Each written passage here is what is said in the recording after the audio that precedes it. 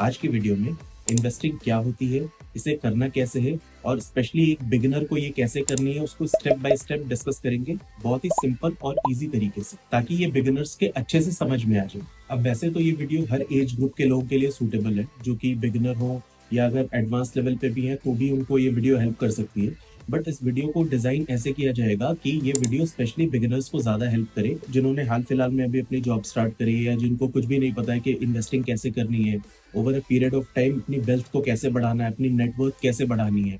तो उसके बारे में हम डिस्कस करेंगे और बहुत ही सिंपल तरीके से एक्सप्लेन करने की कोशिश करेंगे स्टेप बाय स्टेप कि उन बिगिनर्स को कैसे स्टेप बाय स्टेप अपनी वेल्थ को ऊपर लेके जाना है और इन्वेस्टिंग कैसे करनी है। अब मान लेते हैं कि इस वीडियो को देख रहे मोस्टली लोगों की एज 20 साल से लेकर 45 साल के बीच में है और उनमें से मोस्टली लोगों ने अभी हाल फिलहाल में ही एक नई नौकरी या नई जॉब स्टार्ट की है या कोई एक छोटा मोटा बिजनेस स्टार्ट किया और हाल फिलहाल में ही इनकम अर्न करना स्टार्ट किया है। कुछ लोग फ्रीलांसर्स भी हो सकते हैं जो अपनी फ्रीलांसिंग से भी थोड़ी बहुत इनकम अर्न कर रहे होंगे और ये सारे लोग इन्वेस्टिंग के through over a period of time एक अच्छी खासी वेल्थ क्रिएट करने की कोशिश कर रहे होंगे। तो उसके बारे में हम बात करेंगे कि ये करना कैसे है। देखिए, बिगिनर्स की स्टार्टिंग सैलरी या इनकम 2 लाख रुपए पर एनम से लेके 16 लाख रुपए पर एनम के आसपास तक हो सकती है ऑन एन एवरेज।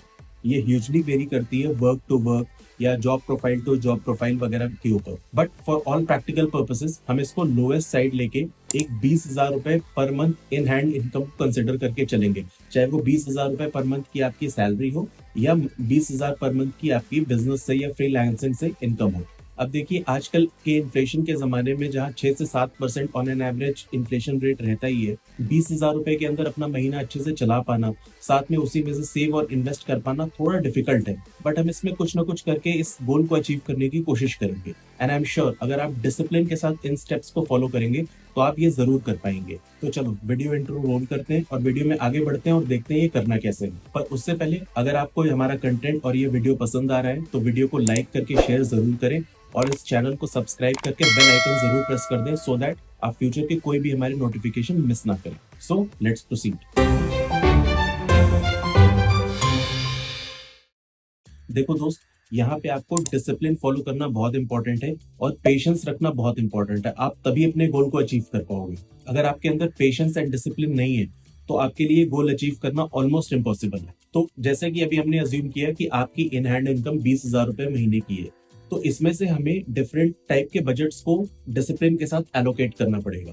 तो स्टेप 1 ये है कि सबसे पहले अपनी इस 20,000 रुपए की सैलरी में से आप एक लिस्ट बनाइए, आइडेंटिफाई कीजिए 3 चीजों की तरफ। पहला हो गया आपके फिक्स्ड एक्सपेंसेस, जो कि एसेंशियल्स हैं, जो आपको हर महीने अपने ऊपर खर्च करने ही करने हैं। जैसे आपका रेंट हो गया अगर आप किसी शहर में रह रहे हो अपने शहर से बाहर, राइट।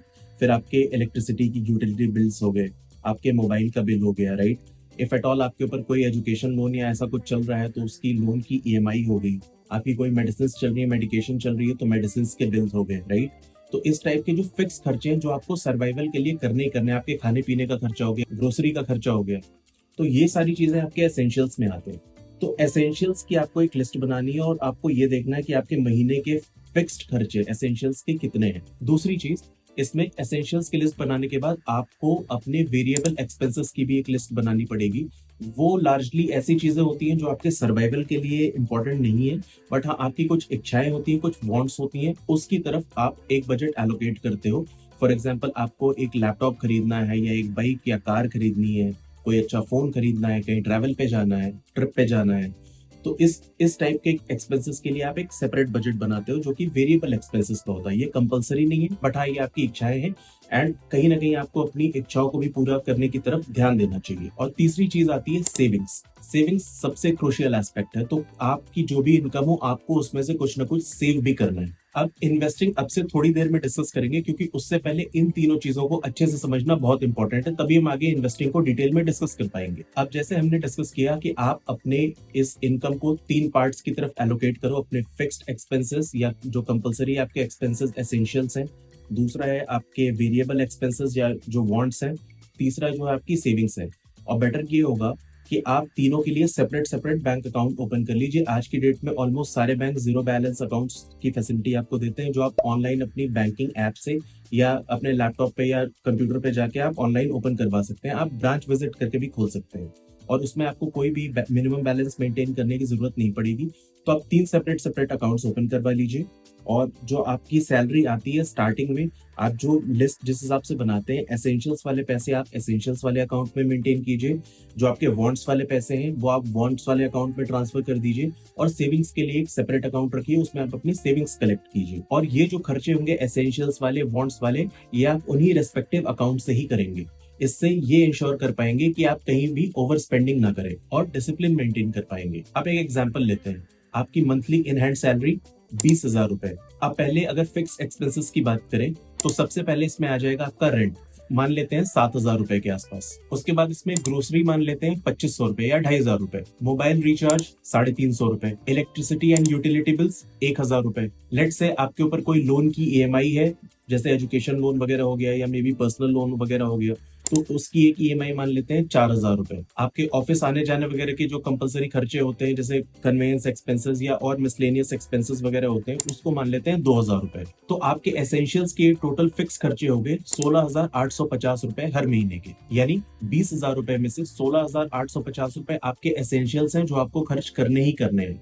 तो सैलरी आते ही या इनकम आते ही सबसे पहले ये 16,850 रुपए आप अपने एसेंशियल्स वाले अकाउंट में डाल देंगे। इसके ऊपर जो पैसे बचे हैं उसमें से हम मान लेते हैं कि आप 1,500 रुपए अपने वांट्स वाले अकाउंट में कलेक्ट करना हर महीने स्टार्ट करते हैं, तो आपने 1,500 रुपए अपने वांट्स वाले अकाउंट में डाल दिए, और बचे हुए 1,650 रुपए आपने सेविंग्स वाले अकाउंट में डाल दिए। तो इस तरह आपका 20,000 रुपए कंप्लीट हो गए। अब वांट्स की अगर हम बात कर लें तो इमीडिएटली हो सकता है जॉब स्टार्ट करते ही आपके पास ऐसी कोई सिचुएशन हो जहाँ पे आपकी जो वांट्स हो वो आपकी एक इमीडिएट रिक्वायरमेंट हो। जैसे फॉर एग्जांपल आपका फोन बहुत ही बुरी हालत में हो और आपका काम बिना नए फोन के चल ही नहीं पा रहा है, या आपको लैपटॉप बेस्ड काम ज्यादा है और आपका लैपटॉप बिल्कुल खराब हो रखा है और आपका काम बिना उसके नहीं चल पा रहा, तो आपके लिए लैपटॉप या फोन लेना एक नेसेसिटी बन गई है, राइट। एंड साथ में जरूरी नहीं है कि आपकी कोई ईएमआई वगैरह हो ही। अगर लेट से आपकी कोई बैंक के स्टार्टिंग में कोई ईएमआई वगैरह नहीं है, तो ये जो 4,000 रुपए है आप ये उधर यूटिलाइज कर सकते हो। सबसे पहले आप एक काम कर सकते हो कि ये सारा आप सारे पैसे एक बॉन्ड्स वाले अकाउंट में कलेक्ट करके जल्दी से जल्दी अपनी बॉन्ड्स को फुलफिल करें, सो दैट आपका कोई काम ना रुके। और उसके बाद आप इस स्प्लिट के हिसाब से सेविंग्स और अपनी बॉन्ड्स वाले अकाउंट में पैसे एलोकेट करते रहे। अब देखिए, बिगिनर्स के लिए जनरली एक थंब रूल होता है जिसको हम बोलते हैं 50-30-20 रूल। इसका ये मतलब होता है कि आपकी जो भी इनकम है उसका 50% आप अपने एसेंशियल्स वाले पोर्शन की तरफ एलोकेट करेंगे, 30% आप अपनी वांट्स वाले की तरफ एलोकेट करेंगे, और 20% आपकी जो इनकम है वो आप सेविंग्स की तरफ डालेंगे। तो कोशिश हमें ये हमेशा लाइफ में करनी चाहिए कि इस रूल को जितना क्लोजली मैच कर सके उतना क्लोजली मैच करके चले। बट हाँ, क्योंकि आपकी 20,000 रुपए की जो मंथली इनकम है वो लोअर साइड पे है और उसमें महीना मैनेज कर पाना बहुत डिफिकल्ट है, इसलिए हमने जो है प्रैक्टिकल लिमिट्स को चूज किया है। तो अभी के लिए हमारी चीजें सॉर्टेड है। हमारी जो मंथली इनकम आएगी उसमें लिस्ट के हिसाब से हमने कुछ पैसे एसेंशियल्स वाले अकाउंट में डाल दिए, बैलेंस अपना जो है 1,500 रुपीज हमने बॉन्ड्स वाले में इकट्ठा करना स्टार्ट किया, एंड क्या कहते हैं, जो बैलेंस 1,650 रुपीज है वो हमारे सेविंग्स वाले में कलेक्ट करना शुरू किया। ये कंसिडर करते हुए कि हमारी बैंक की भी जो ईएमआई है मंथली 4,000 की है, उसको हम अपने एसेंशियल वाले खर्चे के अंदर कंसिडर करके चल रहे हैं। नहीं है तो फिर आप ये कर सकते हैं कि वो जो 4,000 रुपए हैं आप उसमें से लेट से अगर कोई इमीडिएट रिक्वायरमेंट है तो आप सारे बॉन्ड्स में डाल दीजिए। अगर इमीडिएट रिक्वायरमेंट नहीं है तो उसका 25% यानी 1,000 रुपए आप एक्स्ट्रा बॉन्ड वाले में डालते रहिए, और जो 75% यानी 3,000 रुपए बचेंगे उसको आप सेविंग्स वाले में कलेक्ट करते रहिए। तो इस हिसाब से आपको हर महीने for the first year continue करके सेविंग्स और स्पेंडिंग इसी हिसाब से करनी है, डिसिप्लिन के साथ। अब यहाँ सेविंग्स वाले पोर्शन की जब हम बात करते हैं तो आपके लिए टॉप प्रायोरिटी होनी चाहिए एक इमरजेंसी फंड बनाने की। देखिए, आज की डेट में जॉब सिक्योरिटी एक बहुत बड़ा कंसर्न है। सबकी जॉब स्टेबल नहीं हो सकती हैं, और बहुत सारे ऐसे फैक्टर्स होते हैं जहाँ पे कंपनीज ले ऑफ करना शुरू कर देती हैं। तो आपको ये मान के चलना चाहिए कि जस्ट इन केस आपकी जॉब चली जाए या कोई ऐसी मेडिकल कंडीशन हो जाए जिसकी वजह से आप कुछ महीने तक काम पे ना जा पाए, तो अल्टीमेटली फिर आपकी तो अर्निंग्स वहां पे बंद हो जाएंगी, राइट। बट आपके जो एसेंशियल्स वाले खर्चे हैं वो तो आपके सर पे रहेंगे। भाई, बैंक को तो ईएमआई देनी ही देनी है, सर्वाइव करने के लिए खाना पीना तो इम्पोर्टेंट है ही, रेंट तो पे करना ही पड़ेगा, राइट। तो ये सारे जो एसेंशियल्स वाले हमने अभी लिस्ट बनाई थी, ये खर्चे तो आपके सर पे हमेशा ही रहेंगे। तो आपका टारगेट ये होना चाहिए कि एक इमरजेंसी फंड बनाए जो आपके एसेंशियल्स वाले खर्चे का 3 to 6 टाइम्स हो, यानी 3 से 6 महीने के लिए आपको अपने इमरजेंसी एक्सपेंसेस प्लान करके रखने चाहिए। मिनिमम 3 महीने का तो होना ही चाहिए, अगर 6 महीने का बना के रखेंगे तो और अच्छी बात है। अब इस केस में अगर मैं बात करूं तो आपके 16,850 रुपए के आपके फिक्स्ड एक्सपेंसेस हैं, तो इसका 3 टाइम्स मिनिमम आपका ये एक इमरजेंसी फंड रेडी होना चाहिए, एंड उसके बाद आप फर्दर सेविंग्स वगैरह को कंटिन्यू करें। आप स्टार्टिंग में तेजी से अपने इमरजेंसी फंड को बनाने के लिए लेट से आपकी कोई वांट की कोई इमीडिएट रिक्वायरमेंट नहीं है, तो आप एसेंशियल्स वाले तो खर्चे एसेंशियल वाले अकाउंट से कर रहे हो। आप जो वांट्स की तरफ पैसे डाल रहे हो, सबसे पहले तो आपको ये करना चाहिए कि वांट्स वाले पैसे और सेविंग्स वाले पैसे को इकट्ठा करो एक सेपरेट अकाउंट में, और उसका एक इमरजेंसी फंड बना लो, कम से कम 3 महीने का। 6 महीने का बनाना चाहते हैं तो और अच्छी बात है, बट कम से कम 3 महीने का बना लो। जैसे ही वो 3 महीने का एक इमरजेंसी फंड रेडी हो जाए, उसके बाद आप अपने वांट्स वाले अकाउंट में और अपने सेविंग्स वाले अकाउंट में, जैसे मैंने बताया उस हिसाब से पैसे एलोकेट कर सकते हो, क्योंकि आपका एक इमरजेंसी फंड ऑलरेडी बन के क्रिएट हो चुका है जो आपकी इमरजेंसी वाले टाइम में हेल्प करेगा। अब देखिए प्रैक्टिकली एक बात और समझ लेते हैं भाई, किसी की भी जॉब लगती है तो वो स्टार्टिंग के 2-3 महीने अपने कोई बेसिक शौक पूरे करने में लगाता है कि भाई कहीं घूमना है, घर वालों के लिए शॉपिंग करनी है, फोन लेना है, खाना पीना है। That is okay and normal, वो हर कोई करता है। बट हाँ, आपका ये एम होना चाहिए कि स्टार्टिंग के 1-2 महीने 3 महीने के बाद जल्दी से जल्दी आप जितनी ये सारी चीजें स्टार्ट करेंगे, आप उतने बेनिफिट में रहेंगे। तो कोशिश ये कीजिए कि जॉब लगने के 1-2 महीने के बाद से ही आप ये सेविंग्स और इमरजेंसी फंड की प्लानिंग और इन्वेस्टिंग, इन सारी चीजों के बारे में सोचना और प्लान करना स्टार्ट कर दें। आप जितनी जल्दी करेंगे आप उतने फायदे में रहेंगे। और हाँ, एक और टिप है कि जॉब लगते ही कोई भी क्रेडिट कार्ड या पर्सनल लोन अवॉइड करें। मतलब अगर क्रेडिट कार्ड ले भी रहे हैं तो उसको इमरजेंसी के लिए रखिए, उस पर कोई बिग परचेजेस या बिग स्पेंडिंग मत कीजिए, या अपने किसी भी शौक को पूरा करने के लिए पर्सनल लोन स्टार्टिंग के कुछ सालों में मत लीजिए, क्योंकि अल्टीमेटली आपके ऊपर कोई एक लाइबिलिटी आ जाएगी और आपके ये जो पूरा आपने प्लान बनाया है, ये सारा का सारा प्लान आपका धरा का धरा रह जाएगा, बिकॉज आप उसके ट्रैप में, अगर आपकी 1-2 ईएमआई भी मिस हो गई तो आप बहुत बुरी तरह से उस डेट ट्रैप में फंस जाओगे और आपको उसको पूरा करने में ही कई साल लग जाएंगे शुरू के। बिकॉज इसमें क्या होता है कि over a period of time आपका अगर डिफॉल्ट हो जाता है पेमेंट का, तो उसमें आपके इंटरेस्ट इतने बढ़ जाते हैं, हिडन चार्जेस इतने लग जाते हैं, लेट पेमेंट चार्जेस लग जाते हैं, ओवर लिमिट चार्जेस लग जाते हैं, ऐसे बहुत सारे चार्जेस होते हैं, और आप अल्टीमेटली पेमेंट इसकी करते रह जाओगे, वो सारे पैसे इंटरेस्ट की तरफ ही जाएंगे। सो प्रिंसिपल अमाउंट आपका या तो कम होगा ही नहीं, या बहुत धीरे धीरे कम होगा, तो ये लोन ही आपका स्टार्टिंग के कुछ 5-6 साल खा जाएगा। तो सबसे अच्छी चीज ये होती है कि आप स्टार्टिंग में अगर कोई बहुत ही इंपॉर्टेंट रिक्वायरमेंट नहीं है तो आप लोन वगैरह मत लीजिए। क्रेडिट कार्ड जरूर ले लीजिए, लेकिन उसको रेस्पॉन्सिबली यूज कीजिए। छोटे मोटे खर्चे आप करते हैं तो चलता है, बट ये है कि इस पे कभी कोई ऐसे बड़े खर्चे करके कोई बड़ा लोन मत लीजिए।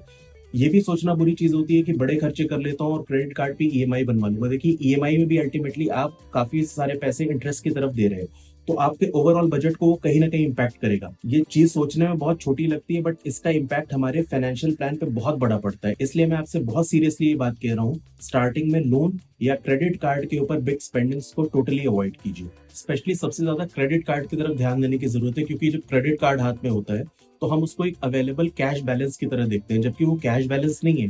क्रेडिट कार्ड हमें सिर्फ एक इल्यूजन देता है कि हमारे पास पैसे हैं, जबकि हमारे पास पैसे होते नहीं है, वो अल्टीमेटली एक लोन है। ये आपको समझना बहुत इंपॉर्टेंट है। स्टार्टिंग में लगता है कि भाई ठीक है परचेजेस कर लेते हैं, बाद में देखेंगे कैसे करना है, बाद में नहीं होता दोस्त। इसलिए स्टार्टिंग में डिसीजन लेने से पहले ही इस चीज का ध्यान रखना बहुत इंपॉर्टेंट है। क्रेडिट कार्ड पे तो आप जान के हैरान भी होंगे कि एनुअल जो इंटरेस्ट रेट होता है वो सबसे ज्यादा होता है, यानी क्रेडिट कार्ड का लोन तो दुनिया का सबसे महंगा लोन है। 35% से लेके 45% तक इंटरेस्ट रेट चार्ज करती है क्रेडिट कार्ड कंपनीज या बैंक्स।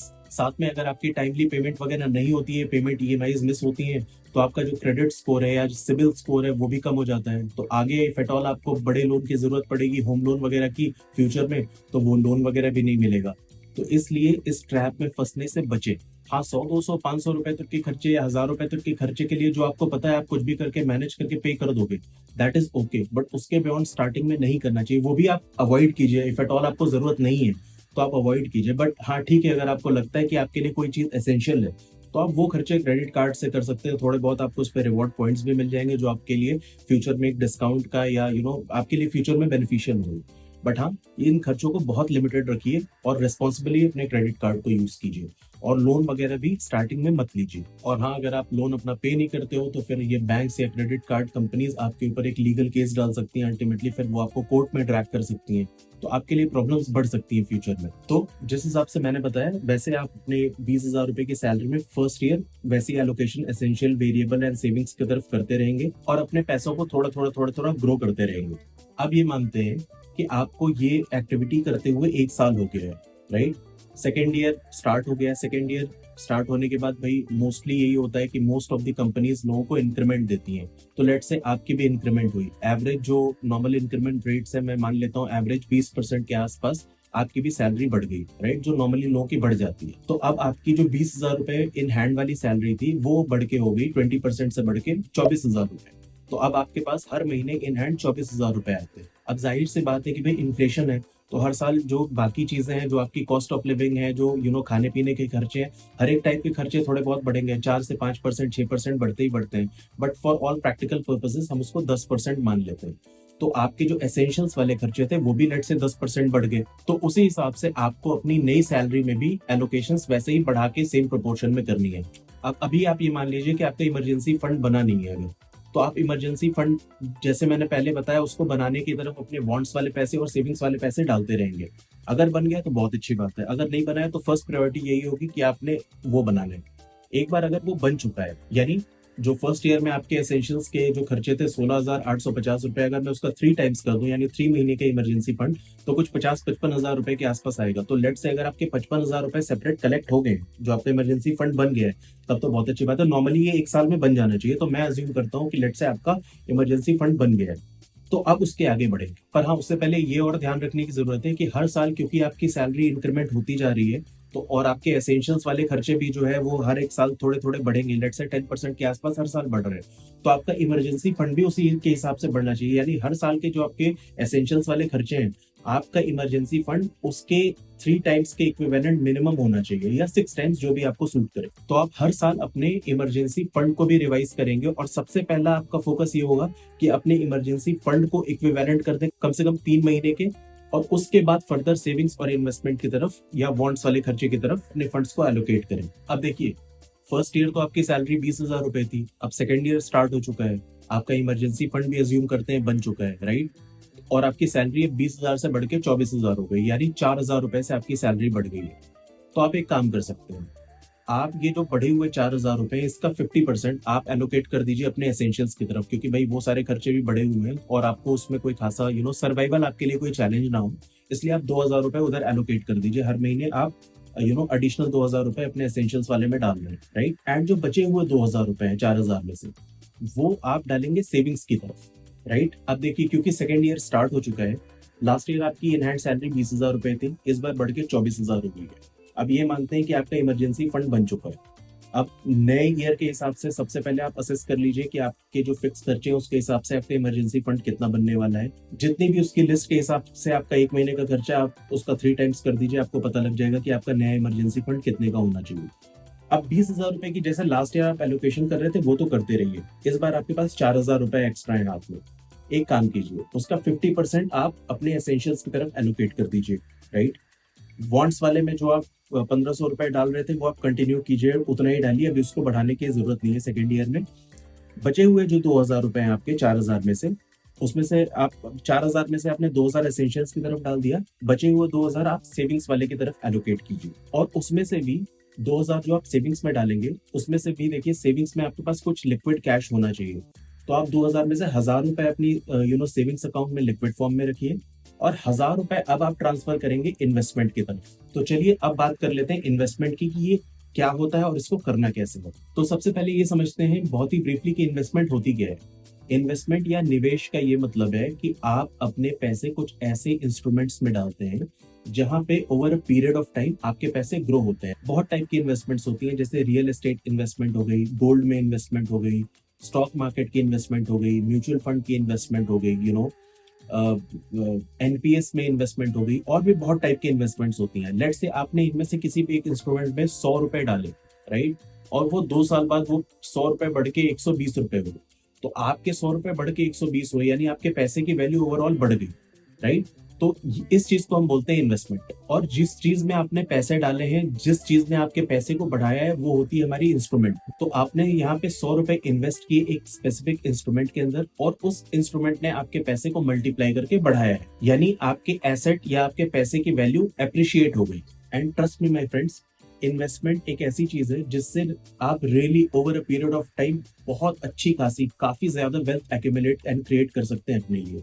ये देखने में छोटी लगती है, बट एक्चुअली इसका इम्पैक्ट आपको भी थोड़ी देर में समझ में आएगा, क्योंकि इन्वेस्टमेंट आपके लिए ह्यूज वेल्थ क्रिएट कर सकती है अगर आप डिसिप्लिन के साथ सही इन्वेस्टमेंट करेंगे तो। अब देखिए, इन्वेस्टमेंट में 3 चीजें बहुत ही ज्यादा क्रूशियल होती हैं। पहला ये है डिसिप्लिन, दूसरा एस्पेक्ट है पीरियड, आप over a period of time के लिए इन्वेस्टमेंट करते हैं तभी आपके पैसे बढ़ते हैं। तीसरा है राइट मिक्स ऑफ इन्वेस्टमेंट, जरूरी नहीं है कि आप एक ही चीज में इन्वेस्ट करें, आप कई सारे इंस्ट्रूमेंट्स में इन्वेस्ट कर सकते हैं। आप अपनी रिक्वायरमेंट या अपने गोल के हिसाब से एक राइट मिक्स अपना सकते हैं इंस्ट्रूमेंट्स का, और उसमें स्ट्रेटेजिकली अपने पैसे को प्लेस कर सकते हैं over a period of time कि आपको वो डिजायर्ड रिजल्ट्स दे। इनको भी मैं आगे एग्जांपल के साथ समझाऊंगा तो आपको इजीली समझ में आ जाएगा। अब देखिए, क्योंकि आप बिगिनर हो तो ये आपके लिए बहुत इंपॉर्टेंट है कि स्टार्टिंग में आपकी इन्वेस्टमेंट में जो रिस्क होता है वो कम से कम रहे, और जैसे जैसे over a period of time आपकी वेल्थ बढ़ती जाएगी, आप वैसे ही लो रिस्क से मीडियम रिस्क की तरफ मूव कर सकते हैं अपनी वेल्थ को और अच्छे से ग्रो करने के लिए। अब वही अपना पुराना एग्जांपल लेते हैं। तो क्योंकि अब आप सेकेंड ईयर में हो अपनी जॉब के और आपका इमरजेंसी फंड बन चुका है, तो आपके पास जो है करीब करीब 4300 रुपए नेट बचे, जिसको हम राउंड ऑफ करके अभी 4000 रुपए की बात कर रहे हैं। अब इसमें से जैसे मैंने पहले बताया कि कुछ पैसे आपके पास सेविंग्स में लिक्विड फॉर्म में होने चाहिए, जिसको आप सेविंग्स अकाउंट में रखेंगे। अब वहां भी वैसे सेविंग्स अकाउंट में वो आपके रखे हुए सेविंग्स वाले पैसे भी धीरे धीरे ग्रो होंगे, क्योंकि हर एक बैंक अपने सेविंग्स अकाउंट पे भी आपको कुछ इंटरेस्ट देती है। तो 2%, 3%, 4% का जो भी आपका बैंक आपको इंटरेस्ट पे करेगी, उस हिसाब से आपके पैसे थोड़े थोड़े ग्रो होते रहेंगे वहां पे। तो 4300 रुपए में से आपने रफली 50% यानी करीब करीब 2000 रुपए आपने अपने सेविंग्स वाले अकाउंट में रख दिए, और बचे हुए जो करीब 2300 रुपए हैं वो आपने इन्वेस्ट करना है। तो आप इन्वेस्टमेंट स्टार्ट करते हैं, बट उससे पहले एक छोटा सा चेक, आप ये चेक कीजिए कि आप जिस कंपनी के लिए काम कर रहे हैं, क्या वो कंपनी आपको एक हेल्थ इंश्योरेंस प्लान के अंदर कवर कर रही है या नहीं। देखिए, आज की डेट में इंश्योरेंस कवरेज एक बहुत इंपॉर्टेंट सी चीज है, राइट। आप ये मानिए कि आपकी किसी भी रीजन की वजह से तबीयत खराब हो जाती है और आपको हॉस्पिटलाइज होना पड़ता है, और हॉस्पिटल में आजकल आपको पता है कि खर्चे कितने ज्यादा होते हैं, 1 लाख, 2 लाख, 2.5 लाख, मतलब कोई लिमिट नहीं है, हॉस्पिटल्स बहुत ज्यादा आपसे चार्ज करते हैं। तो ऐसे केस में और बीमारियां ऐसी होती हैं जो आपके कंट्रोल से बाहर होती हैं, राइट। आपका किसी भी रीजन की वजह से हॉस्पिटलाइज होना पड़ गया और लेट से आपका 50-60 हजार रुपए या 1 लाख रुपए का उसमें एक्सपेंसेस आ गए, तो आप तो ये जो प्लान बना रहे हो, जो सेविंग्स कर रहे हो, ये तो धरा का धरा रह जाएगा, ये तो सारा डिप्लीट हो जाएगा। तो आप तो बैक टू स्क्वायर वन आ गए, और ऐसा हो सकता है कि भाई किसी और से पैसे बोरो भी करने पड़ जाए, हो सकता है आपके पास सफिशिएंट पैसे ना ही हो। तो इसलिए बेटर ये है कि आपके पास एक हेल्थ इंश्योरेंस प्लान होना चाहिए। अगर आपकी कंपनी आपको दे रही है तब तो बहुत अच्छी बात है। नॉर्मली आजकल सारी कंपनीज अपने एम्प्लॉयज को एक अच्छे हेल्थ इंश्योरेंस प्लान के अंदर कवर करती है, जहां 3 से 5 लाख रुपए तक की लिमिट उनको प्रोवाइड की जाती है फैमिली फ्लोटर बेसिस पे। कुछ कंपनी सिर्फ एम्प्लॉयज को कवर करती है, कुछ उनकी पूरी फैमिलीज को भी कवर करती है, जिसमें उनके मदर फादर हो गए, स्पाउस, चाइल्ड, मतलब ओवरऑल एंटायर फैमिली को कवर करती है। बट अगर यहाँ पे सिर्फ आपकी कवरेज मिल रही है तो स्टार्ट करने के लिए वो भी ठीक है। अगर आपकी कंपनी आपको हेल्थ इंश्योरेंस प्लान के अंदर कवर नहीं कर रही है तो जरूरी ये है कि आप अपना एक पर्सनल हेल्थ इंश्योरेंस प्लान ले लें। अगर आप अपने क्रेडिट कार्ड से परचेज करेंगे तो स्टार्टिंग में 1 से 2 लाख रुपए वाला जो प्लान आता है, जिसको हम आरोग्य संजीवनी नाम से जानते हैं, ऑलमोस्ट हर एक इंश्योरेंस कंपनी के पास ये प्लान होता है, वो आपको ये प्लान के अंदर कवर कर देगी। और आपका जो क्रेडिट कार्ड पे अगर आप इसकी ईएमआई बनवा लेंगे तो आपका 300 से 400 रुपए का आपका प्रीमियम आएगा, जो हर महीने आपको पे करना होगा। बट आप पीस ऑफ माइंड से ये रह सकते हैं कि कल की डेट में कोई मेडिकल इमरजेंसी हो तो आपको 1 से 2 लाख रुपए तक की कवरेज मिल जाएगी, यानी वो पैसे इंश्योरेंस कंपनी आपको वापस कर देगी। या अगर आप उनके कैशलेस नेटवर्क में जाएंगे तो वहां पे भी इंश्योरेंस कंपनी डायरेक्टली हॉस्पिटल को पैसे पे कर देगी, आपको कोई खासा अमाउंट पे करनी नहीं पड़ेगी। या अगर कोपे वगैरह भी है तो मे भी आपको 5 से 10% पे करना पड़े, एटलीस्ट 90% तक के खर्चे वहां कवर हो जाते हैं। तो इस चीज का ध्यान रखिए। और चलिए अब आगे इन्वेस्टमेंट की बात करते हैं। तो आपके ये जो इन्वेस्टमेंट वाले पैसे हैं, इनमें से अगर आपकी पर्सनल हेल्थ इंश्योरेंस आप लेते हैं तो उसके जो 300-400 रुपए आएंगे वो आप इनमें से मैनेज कीजिए। अपने क्रेडिट कार्ड से ऑफकोर्स आप पे करेंगे, बट वो जो बिल है वो अल्टीमेटली आप इसी वाले एक्सपेंसेस के पार्ट से पे करेंगे, और जो बची हुई अमाउंट है वो इन्वेस्ट करेंगे। बट यहाँ पे हम ये मान के चल रहे हैं कि आपकी जो कंपनी है वो आपको अपने हेल्थ इंश्योरेंस प्लान के अंदर कवर करके दे रही है, तो आपको अलग से हेल्थ इंश्योरेंस प्लान लेने की जरूरत नहीं है। तो बचे हुए जो भी हमारे 2300 समथिंग रुपए आएंगे वो हम इन्वेस्ट कर सकते हैं। तो इन्वेस्टमेंट में सबसे पहला काम आप ये कीजिए कि रिकरिंग डिपॉजिट में आप इन्वेस्ट करना स्टार्ट कीजिए। आजकल तो जो मोबाइल बैंकिंग एप्स होती हैं, आप वहीं से एक आरडी या रिकरिंग डिपॉजिट अकाउंट ओपन कर सकते हैं और उसमें हर महीने पीरियोडिकल इन्वेस्टमेंट कर सकते हो। अभी हम यहाँ ये मानेंगे कि आप हर एक एक साल के पीरियड के लिए रिकरिंग डिपॉजिट में इन्वेस्ट करेंगे। इस रिकरिंग डिपॉजिट पे ऑन एन एवरेज आपको 5-6%, 7% के आसपास का रेट ऑफ रिटर्न मिल जाता है, यानी आपके पैसे इस अमाउंट से नॉर्मली पर एनम ग्रो होंगे। तो आपके ये जो 2300 समथिंग यानी 2365 रुपए जो आपके हैं, अगर आप ये आरडी में फर्स्ट ईयर में इन्वेस्ट करना स्टार्ट करेंगे, एक साल की आपने आरडी ओपन करी और उसमें हर महीने आप 2365 रुपए जो इन्वेस्टमेंट की तरफ आपने एलोकेट किए हैं, ये उसमें आपने डालना शुरू किया, तो एक साल में करीब करीब आपके जो पैसे होंगे वो ग्रो होके हो जाएंगे करीब करीब 30,000 रुपए। तो सेकेंड ईयर में आपने इन्वेस्टमेंट स्टार्ट करी अपनी जॉब की, तो आपने पूरे साल ऐसे ही इन्वेस्ट करते रहना है आरडी के अंदर। अब लेट से थर्ड ईयर आ गया, फिर आपकी इंक्रीमेंट वगैरह होगी, वही मान लेते हैं करीब करीब एवरेज 20% के हिसाब से। तो अब आपकी 24,000 की सैलरी बढ़ के हो गई 28,800 रुपए के आसपास, यानी 4,800 रुपीज आपके और बढ़ गए मंथली इन हैंड। तो अकॉर्डिंगली फिर से उसी तरह से आपने एसेंशियल्स, बॉन्ड्स और क्या कहते हैं सेविंग्स एंड इन्वेस्टमेंट की तरफ एलोकेशंस करनी है। एसेंशियल्स अब आपके रिवाइज हो जाएंगे, उसके हिसाब से आप इमरजेंसी फंड डिसाइड कर लीजिए कि 3 मंथ्स का आपका कितना आएगा। सबसे पहली प्रायोरिटी होनी चाहिए इमरजेंसी फंड को आप टॉप अप करें। अकॉर्डिंगली आप अपनी बॉन्ड्स और सेविंग्स की तरफ भी जो एलोकेशंस होंगी आप वो करते रहेंगे। यहाँ पे एक दो चीजें आप चेंज करेंगे। बॉन्ड्स वाले में अभी आप 1,500 रुपए ही अपने एलोकेटेड रखें, वो सेम 1,500 रुपए के हिसाब से एलोकेट करते रहे। बचे हुए 7,751 रुपए में से आपने 50% सेविंग्स में डाल दिए और 50% इन्वेस्टमेंट की तरफ। तो अब आपकी टोटल सेविंग्स आपके पास लास्ट ईयर की सेविंग्स प्लस इस साल की सेविंग्स प्लस लास्ट ईयर की रिकरिंग डिपॉजिट मिला के हो जाएंगे ऑलमोस्ट 97,000 रुपीज। साथ में इस साल जो आप आरडी में मंथली सेम लास्ट ईयर जैसे 2,365 रुपए इन्वेस्ट करोगे, उसकी टोटल वैल्यू हो जाएगी लास्ट ईयर जैसे करीब 29,500 रुपए। इसके ऊपर आप एक एसआईपी ओपन कर सकते हैं किसी अच्छे ट्रस्टेड प्लेटफॉर्म या ऐप से। वहां पे आप कोई एक अच्छा सा index based trusted mutual fund choose कर सकते हैं जो आपको 11 से 14% के आसपास तक का रिटर्न दे रहा हो, और आप उसमें मंथली एसआईपी इन्वेस्टमेंट स्टार्ट कर सकते हैं। देखिए, स्टार्टिंग में आपको स्टॉक मार्केट में इन्वेस्ट करने से बचना चाहिए, क्योंकि आपको इतनी नॉलेज होती नहीं है और आपके पैसे के लॉस होने के चांसेस काफी ज्यादा होते हैं। तो अपने पैसे को सेफली स्टॉक मार्केट में लगाने का ये ज्यादा बेटर ऑप्शन है कि आप एसआईपी के थ्रू किसी इंडेक्स बेस्ड म्यूचुअल फंड में जो कि सेफ एंड ट्रस्टेड हो उसमें इन्वेस्ट करें।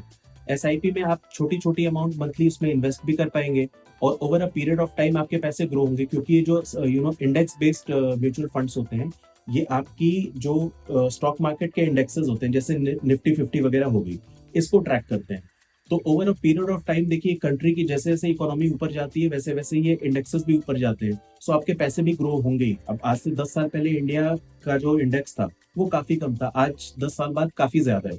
इसी तरह किसी भी कंट्री की जैसे जैसे इकोनॉमी देखिए, क्योंकि ओवरऑल इकोनॉमी तो कंट्री की किसी भी बढ़ेगी over a period of time. 1 साल 2 साल ऊपर नीचे हो सकती है, बट लॉन्गर रन में हमेशा इंडाइसेस ऊपर ही बढ़ती है।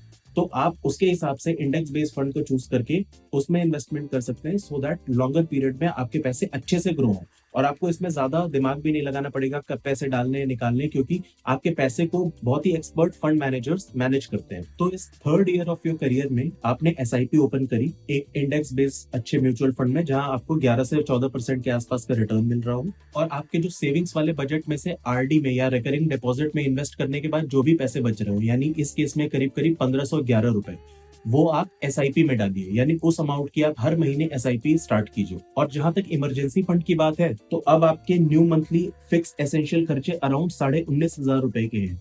उसका 3 टाइम्स यानी करीब 58,000 रुपए का आपका इमरजेंसी फंड बनेगा। उसमें से ऑलमोस्ट 55,800 रुपए का इमरजेंसी फंड आपके पास लास्ट ईयर से ऑलरेडी अवेलेबल है। तो एक्स्ट्रा उसमें आप जो करीब 2,800 रुपए का शॉर्टफॉल है वो अपनी सेविंग से उसमें ट्रांसफर करके उसको 3 मंथ्स का इमरजेंसी फंड मेंटेन कीजिए। तो ये सब करने के बाद 3 ईयर में पूरे साल में आपके पास नेट सेविंग्स बचेगी ऑलमोस्ट 97,000 की।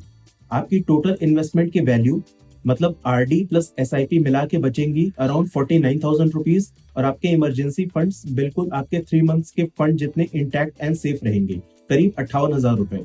आपके बॉन्ड्स वाले पैसे इसके अलावा आपके पास अवेलेबल रहेंगे, जिससे अगर आप चाहे उसी साल यूज कर सकते हैं अपने डिजायर्स को फुलफिल करने के लिए, या 2-3 साल कलेक्ट करके आगे यूज करना चाहें तो अकॉर्डिंगली आप आगे यूज कर सकते हैं। तो इन सब का रिजल्ट ये होगा कि आपकी वेल्थ तेजी से बढ़ने लगेगी और आपको कोई फाइनेंशियल डिफिकल्टी भी नहीं होगी। ऐसे ही नेक्स्ट ईयर में यानी आपके करियर के 4th ईयर में आपकी सैलरी फिर से ग्रो होगी इंक्रीमेंट की वजह से, रफली वही 20% के आसपास मान लेते हैं, वैसे ज्यादा भी हो सकती है बट हम कंजर्वेटिव साइड पे 20% ही मानते हैं। तो अब आपकी रिवाइज सैलरी करीब करीब 34,500 रुपए पर मंथ हो जाएगी इन हैंड। ऐसे ही आपके फिक्स खर्चे भी इन्फ्लेशन की वजह से बढ़ेंगे करीब 6 से 7%, बट हम उनको वही पहले जैसे हायर साइड पे 10% बढ़ा लेते हैं। तो फिक्स एक्सपेंसेस हो गए अराउंड 21,000 जो आप अपने फिक्स एक्सपेंसेस वाले अकाउंट में डाल देंगे, उससे आप अपने फिक्स एक्सपेंसेस उसी अकाउंट से खर्चे करोगे। बाकी पहले जैसे आप कुछ पैसे अपनी वॉन्ट्स की तरफ एलोकेट करके सेपरेट वॉन्ट्स वाले अकाउंट में डालोगे, बट क्योंकि टाइम के साथ साथ आपके डिजायर्स एंड वॉन्ट्स भी बढ़ेंगी या उनके प्राइसेस भी बढ़ेंगे, तो इस साल से हर साल स्लोली आप अपनी वॉन्ट्स की तरफ जो पैसे एलोकेट कर रहे हो वो थोड़े थोड़े बढ़ाते जाओगे। तो जो लास्ट ईयर तक आप 1500 पर मंथ वॉन्ट्स की तरफ एलोकेट कर रहे थे, इस साल से 2,500 पर मंथ हो जाएंगे, यानी 1500 की जगह आप हर महीने आप अपने वॉन्ट्स की तरफ 2,500 रुपए एलोकेट करोगे। यानी जो लास्ट ईयर आपने अपनी वॉन्ट्स की तरफ इकट्ठे करके 18,000 रुपए बचाए थे, वो इस साल आप 30,000 रुपए बचाओगे। अब ये आप पे डिपेंड करता है कि आप उस पैसे को सेम ईयर यूज करना चाहते हो या 2-3 साल इकट्ठा करके मोटी अमाउंट जब बन जाए तब आप उससे कुछ करना चाहते हो। बट हम सिंप्लिसिटी के लिए ये मान लेते हैं कि आप उस पैसे को उसी साल यूज करके खत्म कर रहे हो। फिर फिक्स एक्सपेंसेस एंड बॉन्ड्स की तरफ पैसे एलोकेट करने के बाद जो पैसे बचे यानी अराउंड 11,000 रुपए, उसके आधे आपने सेविंग्स अकाउंट में डाल दिए और आधे इन्वेस्टमेंट की तरफ, जिसमें से आपने आरडी की वैल्यू थोड़ी बढ़ा ली और 2500 पर मंथ की आरडी ओपन करी 1 साल के लिए, और जो बचे हुए पैसे हैं यानी अराउंड 1,603 रुपए वो आपने एसआईपी में डाल दिया। तो इस साल के एंड में आपके पास टोटल पैसे या एसेट्स इस अमाउंट के होंगे। इमरजेंसी फंड प्रॉपर 3 महीने के करीब 63 से 64,000 रुपए के, सेविंग्स इस साल की प्लस लास्ट ईयर की सेविंग्स प्लस लास्ट ईयर की आरडी अमाउंट मिला के करीब 2,07,000 रुपए। Total investment assets last year की एसआईपी प्लस इस साल की एसआईपी प्लस इस साल की आरडी मिला के करीब 92,000 रुपए। तो जहां लास्ट ईयर आपकी टोटल नेटवर्थ थी अराउंड 2,05,000 रुपए की, वो इस साल बढ़ के होगी करीब 3,63,000 रुपए की। ऐसे ही आपको करियर के 10 सालों तक करते रहना है। हाँ, 7th ईयर से जो आरडी में इन्वेस्ट कर रहे हैं उसको चाहे तो बंद करके उस अमाउंट को एक न्यू एसआईपी ओपन करके उसमें इन्वेस्ट कर सकते हैं। ये एसआईपी मीडियम रिस्क वाली होगी जहां आपको अराउंड 20% तक रिटर्न मिले। तो by the end of the 10th year आपकी नेटवर्थ अराउंड 35 लाख रुपीज यानी करीब 35 लाख रुपए के आसपास की हो सकती है। देखिए, ये मैजिक है प्रॉपर प्लानिंग एंड इन्वेस्टिंग का। आपने कहा 20,000 रुपए से शुरू किया जब आपकी नेटवर्थ कुछ भी नहीं थी, और आज की डेट में आपके पास अच्छी खासी वेल्थ है और आपकी नेटवर्थ करीब करीब 35 लाख रुपए के आसपास की होगी। अब ये जो मैंने एग्जाम्पल लिया ये काफी कंजर्वेटिव साइड पे था, प्लस इसमें मैंने ये भी फैक्टर इन नहीं किया, बहुत सारे लोग आजकल एक कॉमन ट्रेंड है कि हम 2 साल 3 साल 4 साल में अपनी जॉब चेंज कर देते हैं, तो वहां पे आपको मतलब सैलरी की हाइक अच्छी खासी मिल सकती है, जनरली 30 से 40% भी लोगों को मिल जाती है। तो वहां पे आपके पास जो इन हैंड पैसे होंगे सेव एंड इन्वेस्ट करने के लिए वो काफी बढ़ जाएंगे, और उसी के हिसाब से अगर आप पैसे बढ़ा के इन्वेस्ट करेंगे तो आपकी ये 35 लाख की नेटवर्थ है, हो सकता है 10 सालों में ये आपकी 50 लाख 60 लाख या 70 लाख रुपए तक भी पहुंच जाए। वो डिपेंड करेगा कि आप कैसे इन्वेस्ट कर रहे हैं और किन इंस्ट्रूमेंट्स में इन्वेस्ट कर रहे हैं। अब एक केस समझो, लेट्स से आपने 24 साल की उम्र में एक जॉब स्टार्ट करी जब आपकी सैलरी इन हैंड 20,000 रुपए पर मंथ की थी।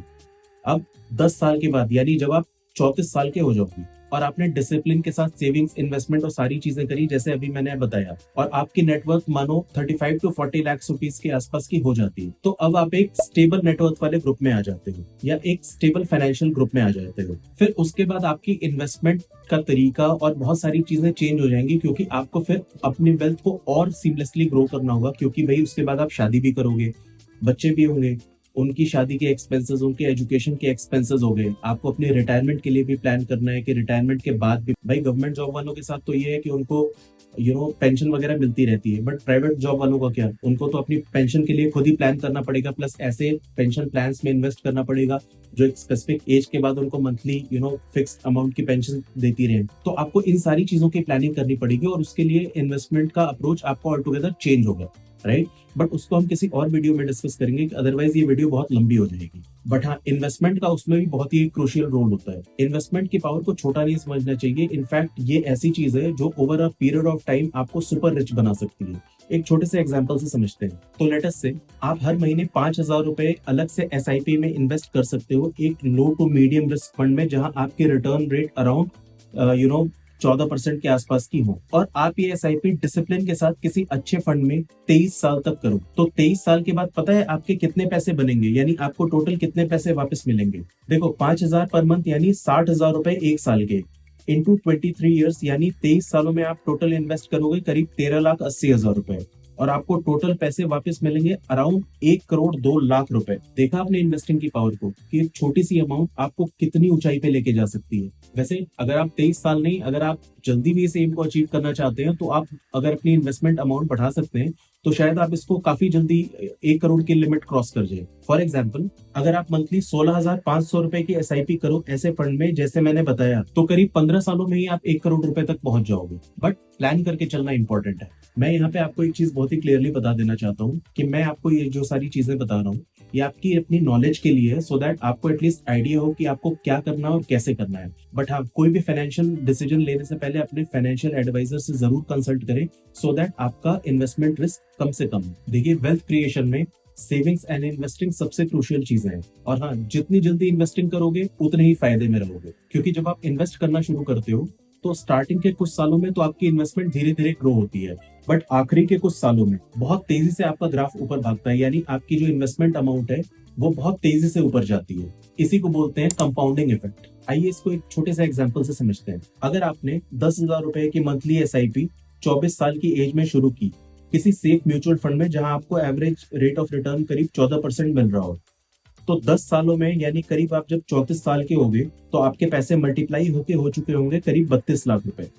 वहीं अगर आपने लेट SIP इन्वेस्टमेंट स्टार्ट करी, लेट से 30 साल की एज में स्टार्ट करी, तो by the time U turn 34, यानी जब आप 34 की एज के होंगे, तब तक आपके पैसे मल्टीप्लाई होके सिर्फ अराउंड 10 लाख रुपए के आसपास ही पहुंचे होंगे। आप इस चार्ट में देखो दोनों ग्राफ्स में कितना डिफरेंस है। यहाँ आप देखो शुरू के कुछ सालों में ग्राफ स्लोली ऊपर बढ़ रहा है, बट आखिरी के कुछ सालों में तेजी से ऊपर भाग रहा है।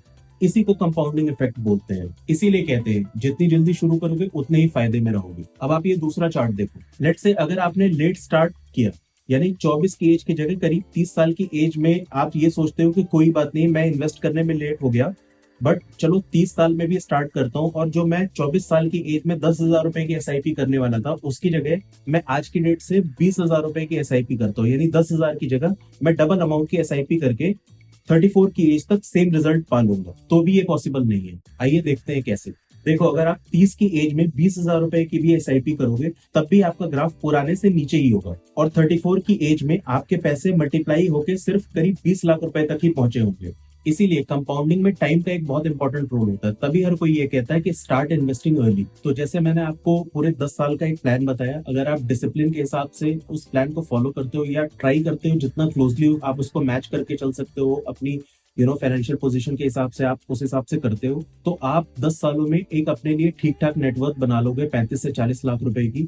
हाँ, अगर आप स्टार्ट ही एक अच्छी खासी सैलरी से कर रहे हो, लेट से स्टार्टिंग में ही आपकी सैलरी कुछ 40-50,000 60,000 रुपए की है, तब तो आप अपनी नेटवर्क बढ़ा के 1 से 1.5 करोड़ 2 करोड़ रुपए तक की भी बना सकते हो। और जब आप 10 सालों में इतनी नेटवर्क बना लोगे, तो उसके बाद आपकी इन्वेस्टमेंट अप्रोच थोड़ी और चेंज हो जाएगी। फिर आप काम सीख के स्टॉक मार्केट में भी इन्वेस्ट कर सकते हैं, नेशनल पेंशन प्लान वगैरह में भी इन्वेस्ट कर सकते हैं, रियल एस्टेट में इन्वेस्ट कर सकते हैं। तो आपके लिए बहुत सारी और बड़ी इन्वेस्टमेंट की एवेन्यूज ओपन हो जाती हैं, जहां पे आप अपने 1-2 करोड़ के नेटवर्क को बढ़ा के 5 करोड़ 10 करोड़ या और मल्टीपल टाइम्स आप बढ़ा सकते हैं। तो स्टेप बाय स्टेप चलना इंपॉर्टेंट है। आप डे 1 से सोचोगे कि भाई 2 साल या 3 साल के अंदर मैं यहाँ से वहां पहुंच जाऊं, तो उस चीज की पॉसिबिलिटी बहुत ही कम है। इनफैक्ट उसमें रिस्क ये है कि आप अपने पैसे डुबा दोगे। बेटर ये है कि आप प्लान्ड अप्रोच के साथ, डिसिप्लिन के साथ स्टेप बाय स्टेप रखें। ये बेबी स्टेप्स मिलके ही आपको ओवरऑल लॉन्गर रन में सिक्योर तरीके से ऊपर लेके जाएंगे। तो आज की वीडियो में इतना ही। अगर आपको वीडियो अच्छी लगी है तो वीडियो को लाइक करें, वीडियो को शेयर करें, और हमारे चैनल को सब्सक्राइब करके बेल आइकन जरूर दबा दें, सो दैट आप हमारे फ्यूचर नोटिफिकेशंस को मिस ना करें। मैं मिलता हूं आपसे एक नई वीडियो में, तब तक के लिए जय हिंद। और हाँ, अगर आपको हमारी ये वीडियो पसंद आई है तो स्क्रीन पे दिख रही हमारी दूसरी वीडियो भी जरूर पसंद आएगी, उसको भी देखें।